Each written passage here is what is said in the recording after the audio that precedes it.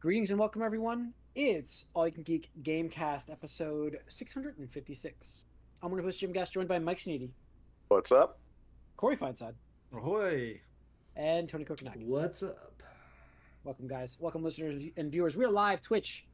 Please join us on Tuesday nights. Subscribe to our channel, please. We'd love to have you guys subscribe. Get notified when we go live, because sometimes we have things that come up where we can't do it that night, but we usually make it up the night after or the night after that, or we try to.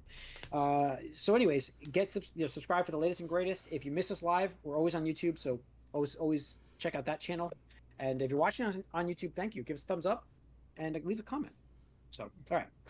That's the Gamecast, folks. Welcome. What have we been up to, folks? Mike, what have you been up to?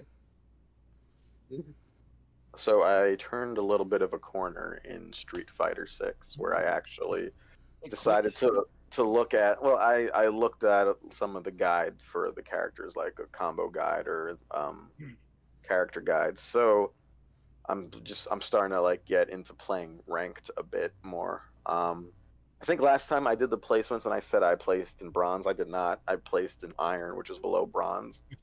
I think it's the second lowest. Like there's like beginner or novice, then iron, then bronze, silver, gold, and No medals. Then we'll start giving you medals. But so I did make my way up to the like bronze 3 now. Okay. I should be able to go higher. I feel like if I'm, pay attention to things. But I'm looking into it. I'm definitely sort of like comparing and contrasting this style now to NetherRealm stuff. Like I would say combos are not as essential. They're also harder to pull off because there's definitely more diminishing returns for the harder combos as far as damage potential in this game. It's not usually a combo game, in this game really. you find the combo you're most comfortable pulling off and then just luring the enemy into that combo. That's usually how I play this game. So, yes. I mean, the way I won early on is the on the ground game was like, am I going to sweep you again or am I going to throw you when you get up? Like it's all about the mind games, yeah. That was it, which is pretty cheap, but that's how it goes when you're new at it. So I'm trying to get at least 2 decent-ish combos, one where that hits like mid or high and one that hits low. That's all I really need to try to get, and everything else just learning the other characters sort of. So it's interesting. I'm getting into it a little more. I'm curious to see what would happen if I face any of you vets, Street Fighter vets at this point. There's obviously I'm a rusty vet. So. Well, the other thing is there's a lot of mechanics in this game, like as far as like these drive impacts, the counters. There's a super gauge, which is completely unrelated. You can like burst your impact gauge, and then you take chip damage from special moves, and you can't do the other big moves for a while. There's a lot going on with this. That I mean, some of it's normal, but yes, there's some new stuff. It sounds like so. I haven't gotten that in depth on this game yet, so yeah. Okay, that's cool though. I'm glad you got into it. Yeah, Are you still and I on finished modern controls, or did you do a? Oh no! I'm doing. I didn't like the layout of modern controls when I just first tried it. I'm like, I'm not. So I didn't really play on that too much at all. I am, I can't reliably do like certain things because of it, because I can do the motions where it's like a single motion that makes sense, but the ones where it's like diagonal, then forward, then back, down, I'm like, why is it that? That's not a natural motion. Those I have trouble with still doing reliably. It'll pop out if I'm in the neighborhood for a bit, but that's not what you need when you're trying to link stuff. D-pad, I assume. Yeah. Yeah. Although if I want to do the full circle, I sometimes use the analog stick for that. Yeah, see, that's one of my one criticism, like modern game controllers, and this goes back all the way to like PS2 or something like that, where it's just the D-pads are just not friendly not for the same. 2D fighting games, especially Street Fighter specifically. No, I mean, because Street Fighter 4 had to buy a specific. No, I had to buy. controller. I had to buy the Street Fighter D-pad controller only. Yes. Yeah. That's right. Yeah. It's funny because I can fully like see what I do. Like sometimes I can't even get like a Hadouken to come out right. Like sometimes it'll be like every time I'll do it and it'll come out, and then like something happens. I don't know what. It just doesn't happen for me. Like just a second later, I'm like, what's going on? What am I doing different? You I missed don't the know. down. You missed the down forward part. That's how it works usually on a D-pad. Maybe, I don't know. I get excited or something. I haven't tried it, But but PS5 controller does seem like a decent D-pad for it, so I'll try it out. But yeah, I usually have and to I go. also, yeah, I also finished the world tour. Well, the story. I didn't really max out everyone's affinity to get their one extra costume. It is a little disappointing the amount of grinding you have to do to just get a little variation with the visuals of these characters. You got to pay But money, unfortunately. yeah, for other stuff, yeah. So I'm not a big fan of that part. And the world tour honestly wasn't that great. The story is kind of stupid, but I mean it's a fun diversion, and I put some time into it, and it's fun to look at a city, I guess, and wander around. But it after a while it gets very grindy and kind of samey. Yeah. But well, yeah, that's not it's nice that it's there, but I see why it's not the real focus for the real fans of the game. But yeah, no, I'm into it a little bit more than I thought. We'll see if I what my ceiling is. It How's could the battle area, like the main hub that area? the hub thing. It seems mostly for fun. Okay. I mean, like for like nonsense where you can show off your freak you made, Mm. and fight completely like unbalanced like character battles where you have all your stats from the world tour built in with your characters with a bunch of weird special moves tacked onto someone's base fighting style. And all of your like yeah, you could have like 3 life bars if you level your shit up the right way, and that counts there. Yeah. So it's sort of a free for all there. You can also just walk into someone and play the actual game normally as well, or you could play some old school games that go on a rotation. There's like old school Street Fighter, Street Fighter 2. There's some sort of like one of those, Tetris like things, Puzzle Fighter. those types, Yep. puzzle fighter type things. And then there's some single player things too, where you just try to get scores that cycle in and out. So it's interesting. And if you're if you want to get into like, buying looks and like showing stuff off and doing your emotes and all that stuff, there's stuff for you there. But I just go in there a couple times to see what it's like and see what's there. And maybe I'm still not satisfied with my Wolverine like World Tour character. I need something else to make him look more distinct. But whatever. There's stuff there. It's Cool. pretty No, it sounds like solid, there's a lot obviously. more to this game than there was to 5 already. So I'm sure. I absolutely. mean, again, I don't know much about 5 other than the Five was fans just did not just really fight. seem to like it It was a as versus much. game. It was a versus game. You just Yep. not much to do other than that. So, all right, Corey. well, I did not get to play too many video games this past week, but I did go to a board gaming event for a Nice. weekend. So I Very cool. basically played board games all weekend for like 12 hours straight each day. That's which is usually how it awesome. works with board games. Yes. Yeah, it was awesome.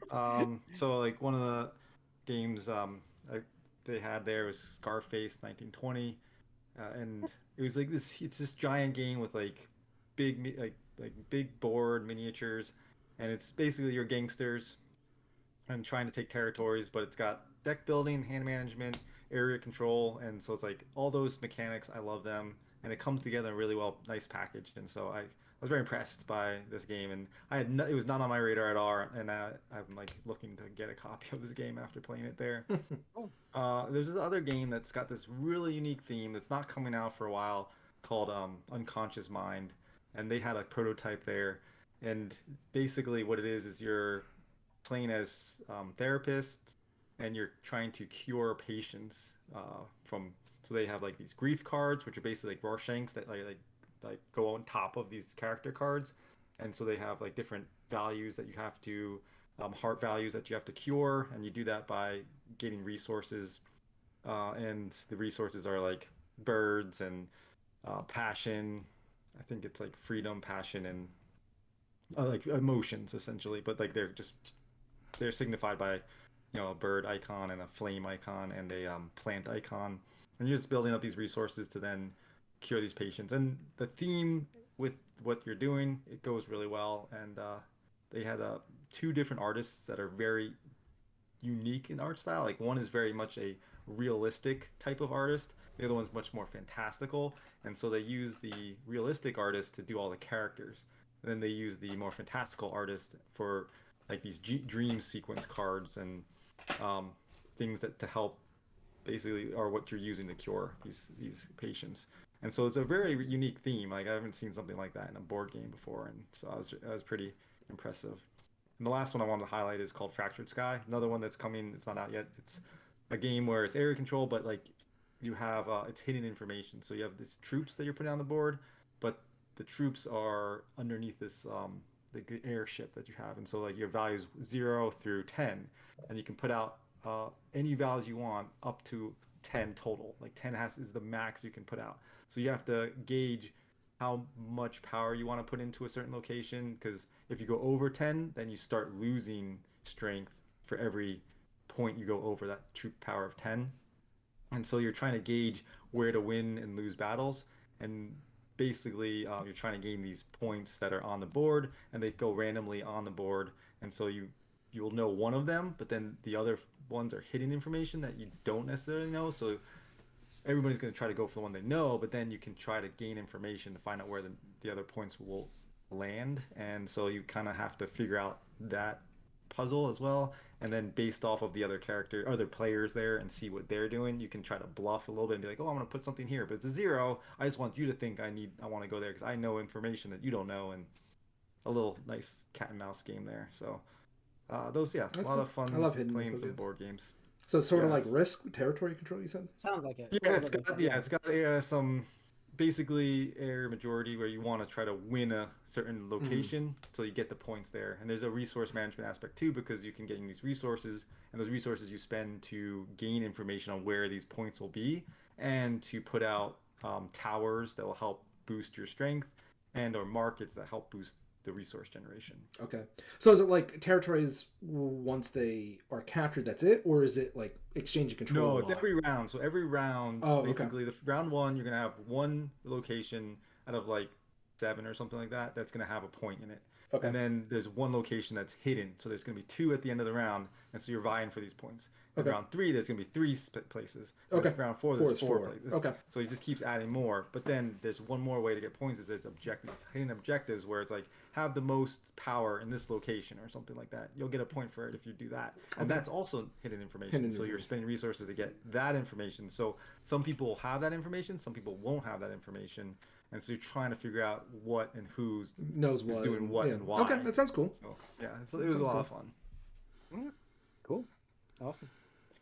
All right. I played and finished Jedi Survivor. You finished it already? Wow. Yeah, it's like 20 hours. I put just under 20 hours in it. I just looked it up before I talked about it, so it was like 19 and change. So yeah, great game. Got hooked on the story quite a bit. For me, I noticed myself the way the game's story unfolded. I've talked about this in open world games before. This is not really an open world game, but I play what feels. Some of it is. Yeah, I know. I play what feels organic in the game for like the story. Like I feel like, okay, here's like this Jedi thing over here. It's on my path, and I went through it thinking I had to go through all this. So there's a lot of extra content I got until towards the end, where I just went into the story and just ignored. Like every time I got to the ship, it's like, where do I want to go? I'm like, to the location of the next part of the story. I'm like, why would I not go? Like some shit goes down. And you're like, why would I not follow this person where the shit just went down? Which was funny because I stayed up till about midnight last night. Actually, it was more like 1 o'clock in the morning. Whoa. Because, well, I know this is late for me, guys. I really thought that I was almost done with the game because I was fighting who I thought was the last person in the game, and then the game continues on, and it was like another 2 or 3 hours after that. Today I played to finish it. So there's a lot in the game, a lot more of the game than I expected. So a lot of fun. I love the force powers. I love the blaster saber stance. Like this guy carries at one point in the game, it's because he's a modern Jedi, like he picks up a blaster and makes it part of his arsenal, and the dynamics of that combat are so cool. Like that was like my primary stance throughout the whole game, was the blaster saber thing. It was such a cool combination to stun people with a blaster and then just hack them away with the lightsaber. Interesting. I played most of the game with a cross guard and double.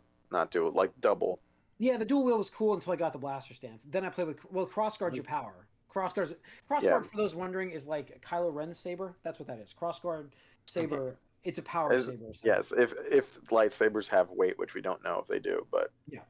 this one does. That one definitely does. But I love just pushing stormtroopers off the ledges of things and making them fall to the like. I started just incorporating all kinds of great force powers. There's the mind control thing in this game. The cool dynamic of the aerial combat, not aerial combat, but aerial traversal. Like as you get later into this game, was awesome. Really cool. Like I loved it. Looked absolutely phenomenal. This game looked awesome. I will say it crashed on me a couple times, so I was kind of bummed at this point that this game has still crashing on me like this. Like literally crashed. Which was funny because even in my last encounter, I just did. It was like frozen for a while loading I was like, did it freeze again? Like, do I have to reload this? And then it jumped into it and I was fine, but I was like, man, but it was kind of buggy but I think the first game was buggy too, wasn't it? Like, yeah, the first game was a little buggy. So this one, the quick resume for this game never worked for me. Every time I quick resume, it would just say, "Oh, the game is closed." I'm like, okay, so I just have to load the game every time. So make sure when I learned that make sure that I'm at a meditation point when I take a break from the game, no matter where I'm at. There's no quick resume in this game. That's why I played it. So, I will say like, as an Elden Lord, the game. That's what I was going to ask you. I was going to ask you because you became an Elden Lord between the first game and this one. Now, how did you find the bosses? I played on Jedi normal. I played on normal Jedi Knight. I played on Jedi Knight, so that's the medium out of like 5 options, I think.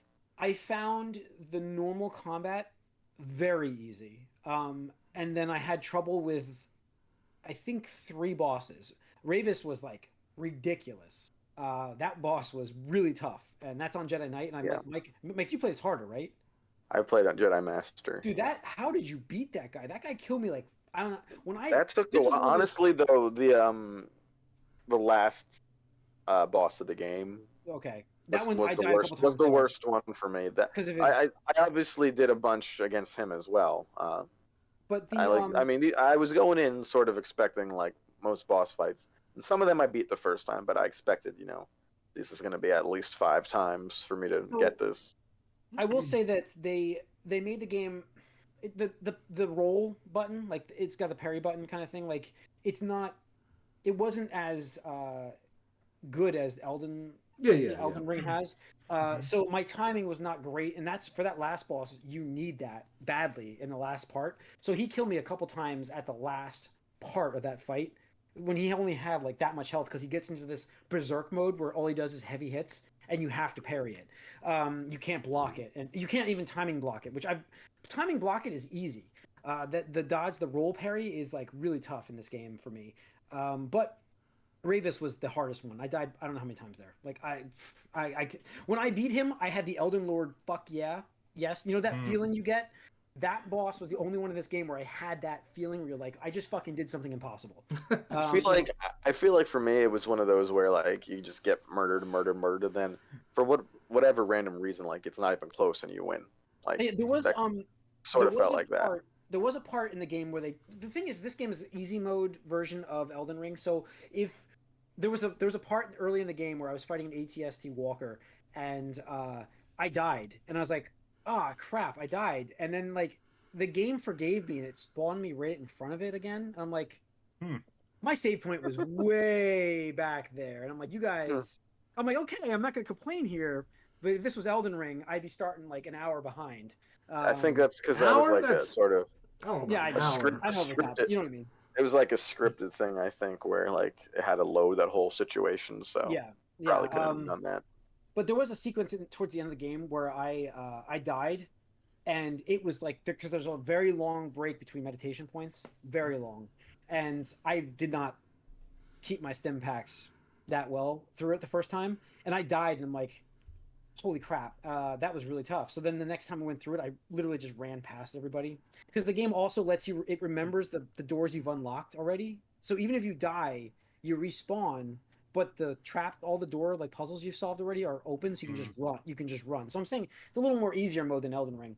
I wasn't I wasn't But it expecting was- to be harder than Elden Ring. No, but I appreciate that too aspect, like that aspect of this, because you can adjust it the way you want to play it, and I give them credit. I've said this before. Like Elden Ring is fantastic. Don't get me wrong, Mhm. but I love the fact that this game is more accessible to people because it's a great game. That's fine. Yeah, it's a great game. So and it's again like this game. How fast I played it. Clearly, it's been a week. Game of the year, but like Tears of the Kingdom, just in terms of satisfaction wise, I'd say was still better for me. But this is definitely a finalist in my games of the year. Now I'm going back to Hogwarts, so I'm gonna finish that up and then on to Diablo 4. You're not going to explore and do some of the optional things in this game? No, yes, I did a lot of. I felt like I did a lot of optional things early on. Okay. But there were some. How many force tears have you done? None. Actually, now I think about it, maybe I didn't. Okay. No, I had to have done one. Those have some of the biggest challenges in the game. When I finished the game, I realized that like I didn't do really any of the side boss battles, but I don't know. It was fun. This game also plays a joke on itself. You fight Rick the something later on in the game. Yeah, the door technician. Yep. That was hilarious. So they actually make it like a boss fight, and it's just a really funny sequence. Like it's a guy named Rick who's a stormtrooper, and he's attacking you. It's a little funny break from all the craziness that's happening in the game. So, but yeah, it was fun. It was a really good game. Loved it. And vaguely story-wise, what do you think about the ending? Very middle-esque. So can't wait for the trilogy to conclude. How about that? I'll say that. Right. Very middle-esque for Star Wars. So very good. Maybe that's why I like this one so much. It was a very good ending, sort of. I have some qualms with it, but it does feel like they're giving us that Star Wars story that I wanted from Luke with Cal. That's what I'm getting with this game. Well, there's something a little more sinister, I feel like, with Cal. Yeah, there was a freaking dark. All right, you guys can talk about it privately on your own. No, I'm talking about the Luke Skywalker Dark Empire, the comic. There was like he was a dark side forever. In that whole thing. That doesn't exist anymore, Jim. Yeah, I don't know anything about that. There were some awesome things with Luke Skywalker that I'd love this game to. I'd love to have this game go into that stuff, like at some point. It'd be really cool, but because Cal actually just seems to pick up that character, essentially. So, all right, that's it. There was no spoilers for me there. Anybody wondering? So don't worry about it. The game is unspoiled for you. I promise. It's a lot of fun to experience. Tony, what have you been playing? Let's see, a couple games. Pikmin 4 demo. Game's coming out this Friday, so I tried it last week. Right. And that's fun. It's actually a pretty meaty demo. It's about 2 hours long, I would say. Are you gonna pick up the game? Oh, absolutely, 100%. Oh. Pikmin is one of those rare games that I can't think of another game that plays like it. Like it's very niche in terms of like gameplay loop, story, et cetera, et cetera. And it's just satisfaction. It's very satisfying because it's part RTS, part like time management, part like exploration and stuff like that, and it's a bit more whimsical and humorous than a lot of games I've been playing this year and stuff like that. So it's really good. Really changes up a lot of the gameplay because you have a dog like side character and stuff like that. So like, and it kind of helps you with traversal because like you can ride him around and he makes your running around faster. But also you can command the dog to attack like enemies or do tasks and whatnot.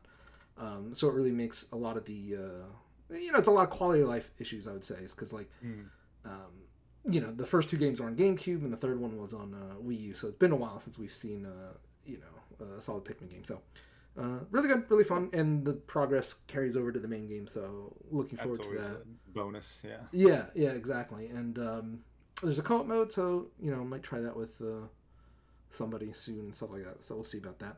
And then Game Pass had a glitch the other day, or Microsoft Rewards had a glitch the other day that I managed to sneak in, where like you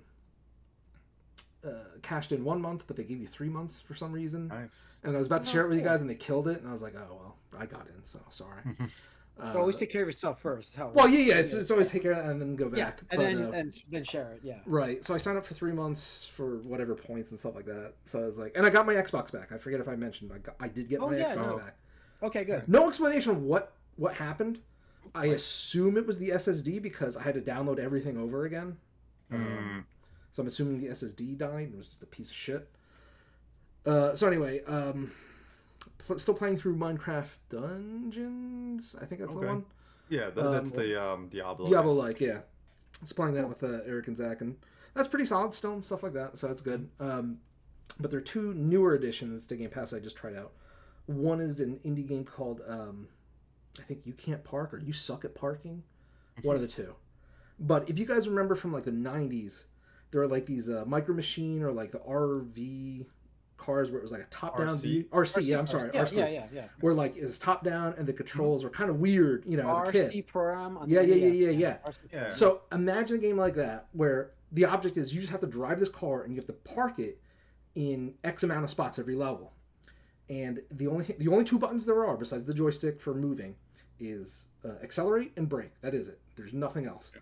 You can't even reverse. The game flat out tells you right in the first stage you can't reverse. So if you miss something, you got to like hope you can turn around and stuff like that. So every stage it just starts out real simple. It's like, hey, get to the end of this level and park your car there and stuff like that. But in typical video game fashion, they're like, hey, well now we're gonna add like hazards, and now we're gonna add like crazy ass like jumps and loops and like Sonic the Hedgehog like go upside down kind of thing and whatnot.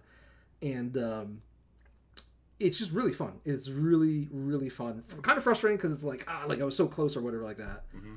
And that's what Game Pass is great for, is to find these little games that you don't necessarily think you'd try. Yeah, I've heard about it, but I was like, oh yeah, it was like one of those things that like I was like, oh yeah, I meant like I saw it on Steam or something like that, and because it came out last year, I think, or something like that. So that's been fun. And there's another indie game called Arcade Paradise, which is like a half laundry simulator, half arcade simulator. So like the game starts out, you're like a 19-year-old kid, and your dad has left you in charge of his old laundromat property, right? So the game begins, spoiler, you walk in and it's run down. There's trash everywhere. So like the tutorial's like, here's how you pick up trash, and here's how you do laundry, and once the laundry's done, you put it in the dryer and you start the button, and you got to wait for it and stuff like that. And then after you do all that, you go into the side room, and there's a couple arcade units, and when you empty it out, you find there's a lot of money in these arcade units because it takes place in like the 90s. It's like very 90s inspired. And then you go to the manager's office and you boot up the computer and you reply in what looks exactly like AOL Instant Messenger to your older sister or something like that, who also ran the laundromat for a while and stuff like that. And it's like, I think I could turn this into an arcade and make way more money off the arcade units than the laundry machine and stuff like that. But the ruse is like you try to talk to your dad about it, and your dad like shuts that down. So it's like, you got to balance the laundromat front while you're building the arcade in the back. Because the thing is, like, with money you can buy new arcade units and put them in that arcade room and stuff like that. And every single arcade unit you can buy, you can actually play the game. And a lot of them it's like a weird hybrid indie, like, so like one of them is Pac-Man but GTA. So like you play as like a criminal in like a Lamborghini, and you're going around the city, top down old school GTA style, Pac-Man, but instead of pellets it's wads of cash, while the ghosts, aka cops, are chasing you and stuff like that. So like that's one of them. There's another one that's like straight up like Dig Dug or Mr. Driller, if you know that one. God, there's another one, forget what it was, but air hockey and stuff like that. So it's just a balance. And the cool thing is about the arcade units is when you get that in, you can modify like the difficulty and cost of it, so like to increase like people like frustrating, like putting more coins in and stuff like that. Make it like a coin machine. Like yeah, exactly. It's a simulation of like a laundromat and an arcade, but you can also play the games in the arcade and stuff like that. It's goofy, it's silly, but it's kind of funny. We were just playing it when the guys were over. We were just like taking turns with days and stuff like that. Like, hey, here you go, here's your day and stuff like that. So yeah, definitely recommend those. Sounds cool. Let's get into some news, guys. We've got, leading it off, next iterations of Nintendo Switch and Steam Deck could come with replaceable batteries, thanks to EU. The EU has helped us greatly because I feel like we're going to get the USB-C iPhone because of them. We are definitely getting it. We are getting it. It's not, I know they're going to gimp it, but they're definitely getting it. I've been waiting for it for a while for this phone to replace it, and I can't wait. So this is cool. So we're going to get replaceable batteries, hopefully, with these units, which will be very nice for us in case the battery goes bad, to swap them in and out, make it a lot easier by 2027, apparently. So that's interesting. I mean, I wonder how that is going to play into design and stuff like that. Yeah, I don't know. I don't I know. mean, we'll see. If you can maybe get a bigger battery pack, what do you think? Or No, I'm just saying, like, I don't necessarily know if it's a good thing either. It's good for consumers to be able to continue using their things and replace batteries, but at the same time, it's going to impact how you design stuff Right. as well. Yeah, it's a So, double-edged sword, but 2027. I mean, it's, I imagine we'll have it's- another iteration of both those systems by that Mhm. point. Switch. Sure. You know, I mean, I do like the idea of just not having to, like, you just charge things and then not have to worry about it. But yeah, we'll see. all right, let's see. New Sonic reboots on the way. So Sonic, what was it Sonic called? Frontiers did great. Frontiers did fantastic for Sega. Looks like we're gonna be maybe getting some new games from Sonic because of this. Hopefully, right? Mm-hmm. President of Sega said so. Hopefully, that means. Does it mean like? I mean, what are we? The new Sonic game that's coming, Mike? I know you're guarded from it, expectation-wise, but it looks pretty good, right? I mean, are we getting this like right away with this? Right, You're Mike? on mute. You're on mute. I was like, Um, yeah, I you guess sort of, because that's that game itself is sort of like, I don't know, it's somewhere in between what you would consider a new thing or just like a remake of something else. I mean, it's kind of similar what they're saying here, though. Like, it's going to Yeah. be on that line. Yeah, so I mean, basically we're gonna get stuff like that, which, if it's, again, I need to see if this works. Yeah.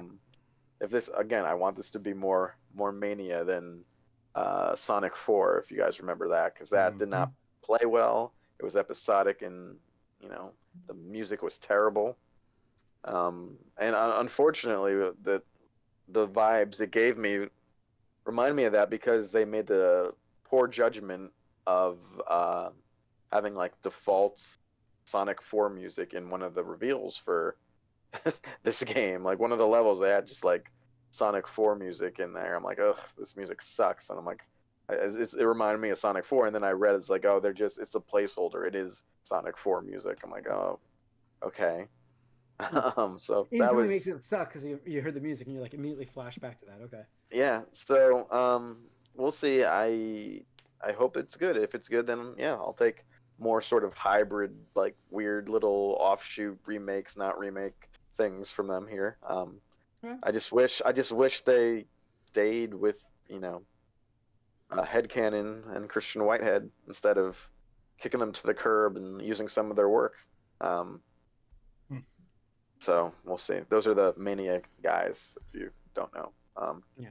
So that still makes me skeptical. I don't particularly like Sonic Frontiers was good, but it wasn't great. And when you look at it, it's like, oh, if they just did a little more, this could have been like great. It leaves a bit to be desired, and I still have questions about their judgment, but it's a step in the right direction, I guess, financially for them.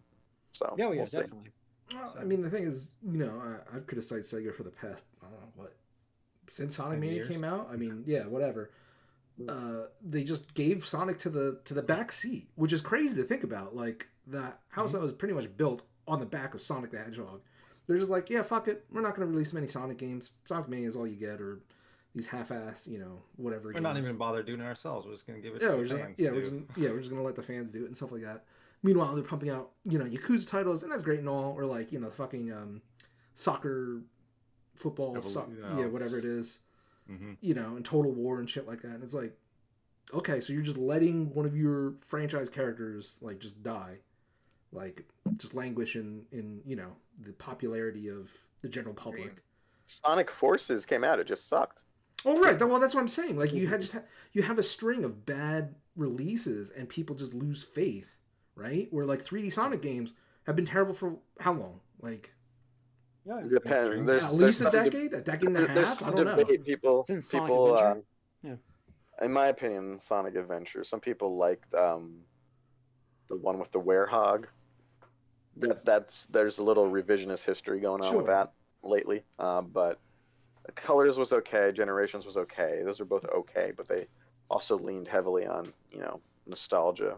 Right. But yeah, no, I mean there hasn't been like I said, my prediction was Frontiers would be like the best received 3D Sonic game since adventure games, and I think it pretty much is. So it's good. Yeah. So I mean, it's just good that they're actually giving Sonic attention now that fucking they're not just making Yakuza games, which nothing is wrong with Yakuza, but like they literally just because fucking what's his name was at the forefront of the production of any game that Sega was making. So.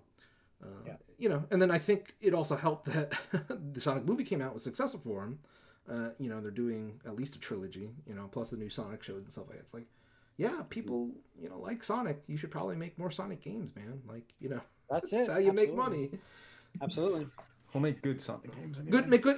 Make good Sonic games. And, I think Frontiers especially showed them like, oh shit, we put money into a game and make it good? People will buy it? That's fucking crazy, man. That's weird. Didn't know that's how this business worked. It was their strategy. It's like, let's try to make a good one this time. Yeah, that's what I mean. We talked about that last year. It's like our goal is to get a high critic score and stuff like that. It's like, is that not your goal every single time? Like, yeah. Yeah. All right. Let's see. Fun news. FBI used the Nintendo Switch to find a missing child 2,000 miles away, based on her Nintendo Switch connecting to Wi-Fi. Interesting. Mm-hmm. Story came out today, right? That came out? Yeah, something like that. I mean, it's kind of bad in the sense that I think this girl was getting potentially trafficked, but one of her friends saw her, Nintendo account hop online, so she informed the family. The family contacted Nintendo or the authorities. Authorities contacted Nintendo. Nintendo provided the IP address, location, and stuff like that. And, I mean, it's cool that they did that. It was cool. That was the best thing about it. Yeah, it was definitely the best thing about it. It was just like, shit. Yeah, obviously. So I didn't know it was a trafficking situation. Holy shit. That's not good. I'm glad this is a good story then. Like, excellent that they had this ending. I mean, 2,000 miles away. I mean, that was the other possibility there. Well, I don't know. Yeah, you're right. So I have no nothing good, Jim. Nothing good. Nothing good came of that. Did they? Maybe it's a Home Alone situation. Yeah. I don't know. All right. Let's go to Microsoft. I think it's Microsoft now. Yes. Microsoft closed their deal with Activision Blizzard over the weekend. So that's done. They are now owners of Activision. I don't think that's true.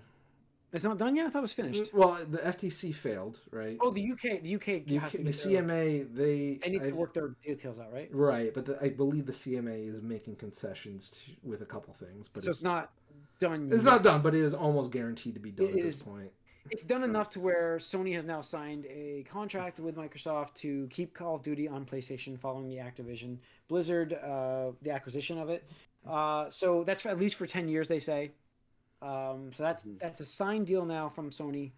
I mean, FTC really fucked their arguments. That's the best way to say this, guys. I mean, I don't know any other way to say the situation where I don't think $69 billion was spent properly. This is, I will say I think I'm the most pro Microsoft person on this podcast. Am I wrong in stating this? I don't know. I mean, I don't hate them.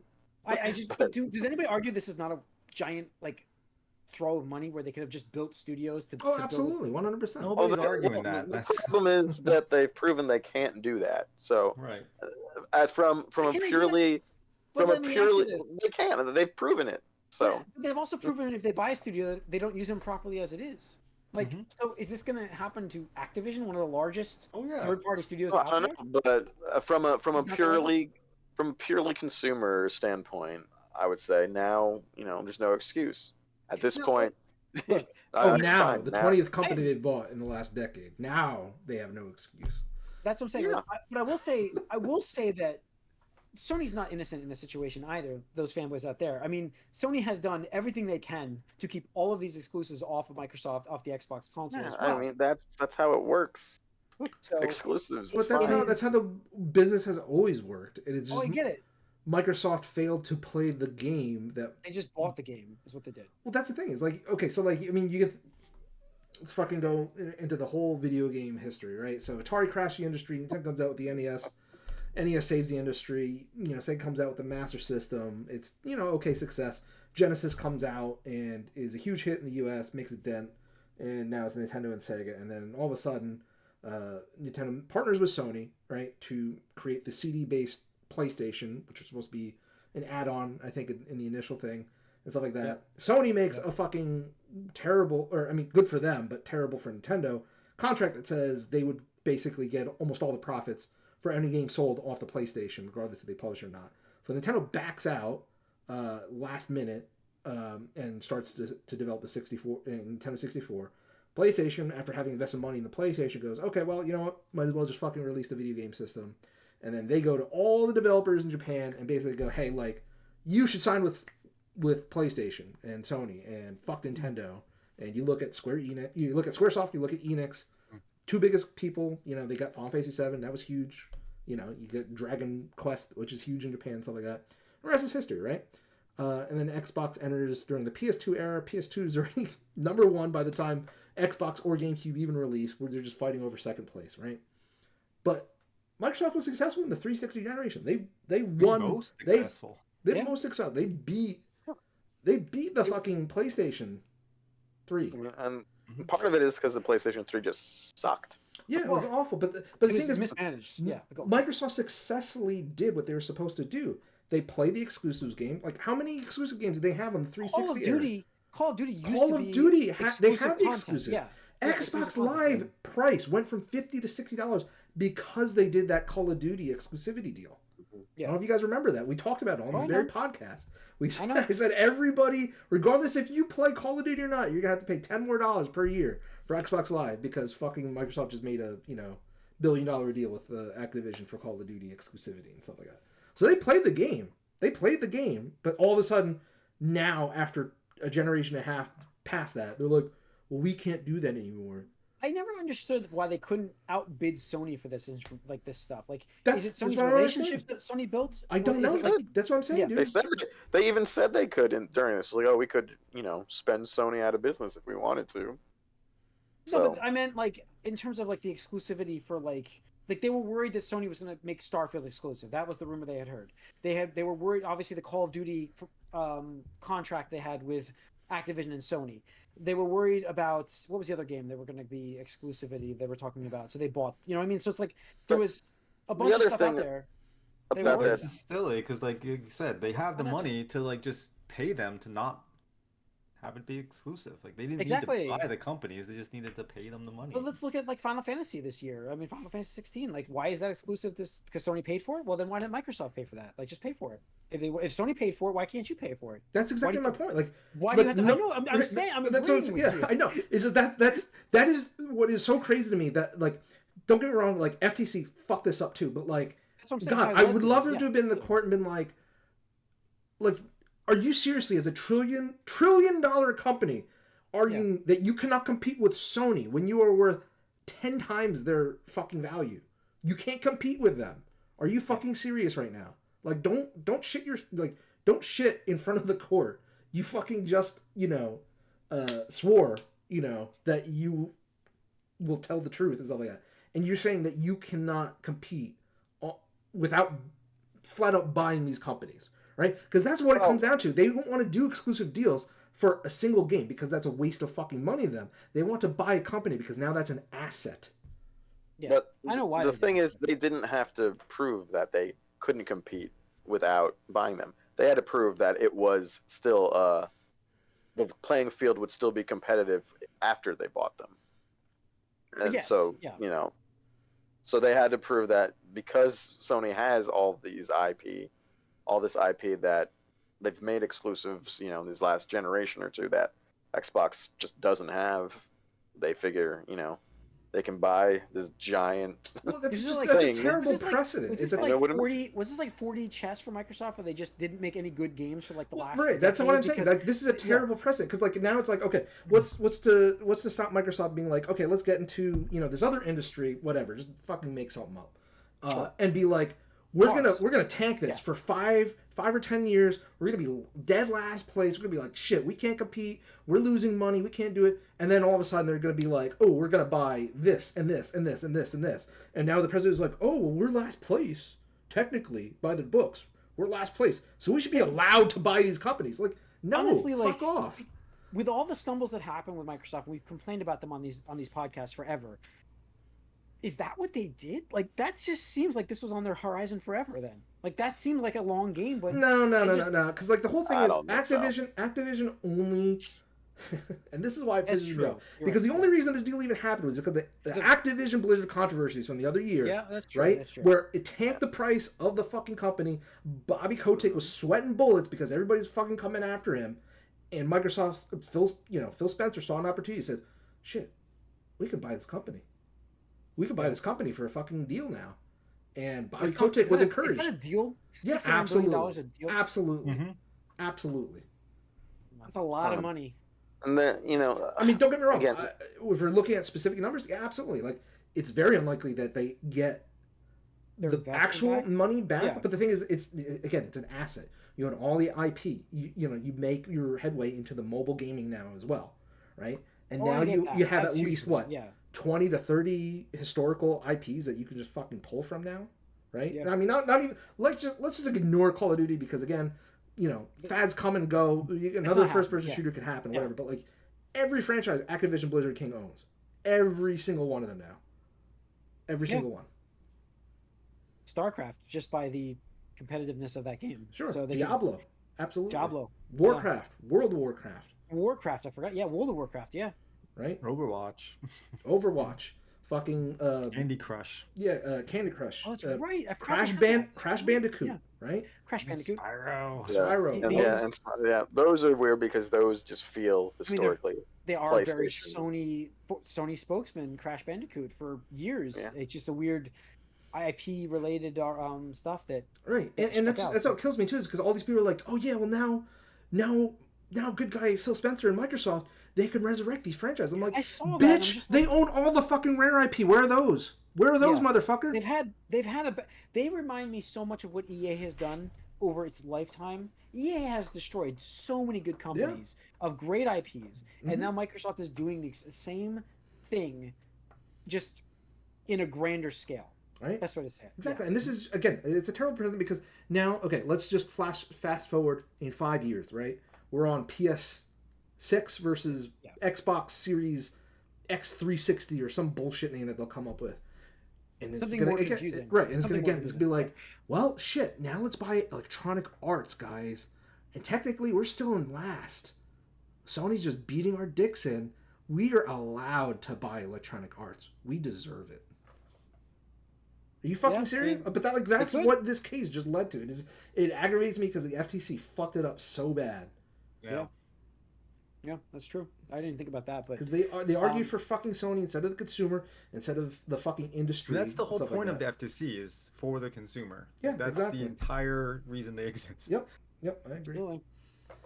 So, all right. I think that was it for the news, wasn't it? I mean, Larry Erb, Major Nelson retired. Good for him. On, I don't even know what he did anymore. To be honest, I don't know what he on did. a positive note, guys, Major Nelson been around in the gaming world forever. Gave away games on Twitter like crazy every Good Friday. for him. Good guy. Basically retiring. He's an Xbox spokesperson, I think. Right? He was. I think it was the marketing or whatever. He was a marketing director for a while, I guess, but he had his own podcast for a while. He's going to cover. He said he's going to do another podcast covering a lot of other games, like other I'm sure. brands. So he'll be doing Switch, Sony stuff, and Microsoft again. So good for him. He had some weird Congratulations to him. arguments when the Xbox won the Oh, he original did. things. I was like, Yeah, okay, no, man. he was Okay, man. blinders. No, I get it. You got to drink the Like, Kool-Aid, 20 years, right? 20 years doing this. Yeah, Good for yeah, him. good for Yeah. him. So, that's a good way to end it. So that's about it on the news, guys, tonight. Welcome. Thank you for joining us again. Well, we're on YouTube tomorrow, which would be Wednesdays. Tuesday nights we're on Twitch, so please join us live at 8 o'clock. We'll do the stream. You can chat with us online here. If you do watch us on the recorded the YouTube stuff, so please leave a comment, subscribe to both channels to get the latest and greatest information from us. That's gonna wrap up this episode, folks. So thanks for tuning in. We'll see you guys next week. We're out.